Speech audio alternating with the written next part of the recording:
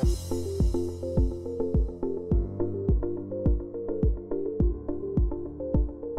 and welcome to Medical Dialogues Journal Club. I am Dr. Nandita Mohan, and previously I had covered a research article that basically talked about an upcoming venipuncture technique for pediatric patients that focused on at a less painful sample collection. Now, the research that we're talking about today was published or was seen in the Wadia Journal of Women and Child Health, which was published by Scientific Scholar. To give us more insights on that topic, we have with us today Dr. Dhruv, who's the head of laboratory and HIC by Jerbai Wadia Hospital for Children, and also the quality and accreditation coordinator at Nowrosjee Wadia Maternity Hospital in Mumbai, India. So welcome to Medical Dialogue, sir. It's really a pleasure to be interacting with you today. Yeah, good afternoon, Nandita. Thanks for inviting me. Great. So, sir, now we're talking about the research. If you could just give us a few points on what was the very first motivation to conduct such a study with the aim of addressing pain and even anxiety reduction as well as the comfort for pediatric patients. So, to tell you, Nandita, for everybody of us, when we go for the blood collection, it is always a pain which is like demotivating most of the time for us as well. So for the children, 90% of the patients, it is like first invasive procedure where they don't know what is going to happen. So there is a 60%, there is an anxiety factor, and stress and trauma of the event of phlebotomy, because something needle is going to puncture your vein and they are going to remove the blood, and 56% of the children, they are categorized under the conditions like difficult venous access. So where venous access is difficult because they are small and fragile veins. So it, and some of the children like the cancer patients or the patients which are like recurrent admissions are there, and severely ill malnourished children, it is very difficult to get the venous access. So that's why we thought that let us have some thing for the pain reduction in children. That's how we came up with the study like this. Great. Now, sir, on the ground level of clinical practice, if you're talking about, and also handling the pediatric patients, you just said that it's difficult to collect sample from children. So how unique are such techniques, and what is the real-time advantage they provide in terms of the overall clinical experience? Yeah, so clinical experience, clinical experience success depends upon how evolved your technique is, how technologically advanced you are. Okay, so all that will determine about the thing. So like here, how much force you are applying for inserting your needle or the cannula in the vein. That is the first point. So if you apply less, more force, there is a more likely chance of pain because your pain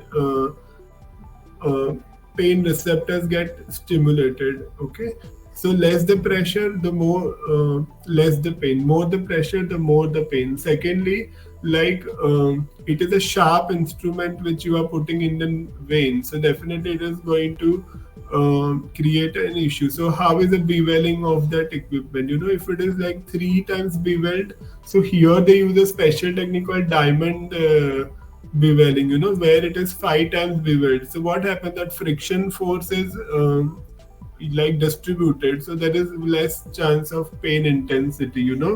So this we studied in our experiment also, and we found that it is like 39% lower pain as compared to the others. So then third is about the size of the cannula. So like the normal size cannula which we have is around 23 gauge cannula. Now here it is a 25 gauge cannula, so that is also with a thin it has a very thin rim, so that thin rim also reduces. The more thicker the rim of that cannula, more is a chance of pain. So more thinner the rim, the chance, less the chance of the pain. And secondly, the bore size is same as 23 gauge needle, so that means you are not compromising on your collection of the blood. Your quality of collection will remain the same, but only because of this technological advancement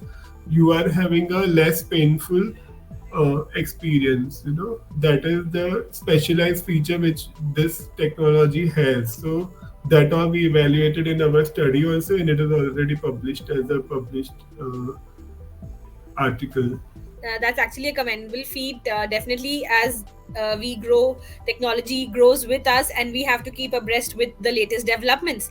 Now, lastly, if you could just give us a small review on how has your experience been publishing with the journal and also with that of Scientific Scholar, if you could share your experience on that. Yeah, so we have been associated with scientific scholars since last almost 2 years. I still remember Dr. Sudhara when me started that journal as a coffee table discussion, and then from these level to this present level, we have taken this journal to, and we know that women and child health is a neglected field in our country, not only in our country as a whole, as a subject for the international this thing. Even though there's a lot of funding through the international funding agency, we have been able to reduce the mortality, but the morbidity factor we don't count, because if there is a morbidity in the child, it is going to remain lifelong, and that part we and also there are multiple social, economical and other issues, cultural issues which we are unable to face, and there are a lot of like new research and new technologies coming up. So like we are little hesitant to adopt these things for the women and child health, but so that's why we came up with a journal where it will be easy for people to know what is going on in their field, what is latest in the field, and good quality articles we are trying to produce, good case reports, good pictorial essays, any laboratory related, radiology related, support service related articles, then some related to quality part also we have included. So we have tried to make it like an inclusive journal which can help and support. So Scientific Scholar, they have given us a good platform wherein we have all the system automated through a digital platform. So there is a fast turnaround time because it is all digital mode. So that's how it has really helped us to come up in a big way, and we could go along the vision of our centenary celebration. When we do this, journal will be kind of indexed with all the indexing agencies, and that's how we are planning to go ahead with the journal. Great. Thank you so much, Dr. Dhruv, for joining us at Medical Dialogues today. It was lovely to be interviewing you and interacting with you and gaining all the insights about this latest development. So, thank you so much for joining us. Yeah, thank you, Nandita. It was a pleasure to talk and discuss the latest what we have been doing. Thank you very much. Never miss a medical update from Medical Dialogues. Like, subscribe, and press the bell icon.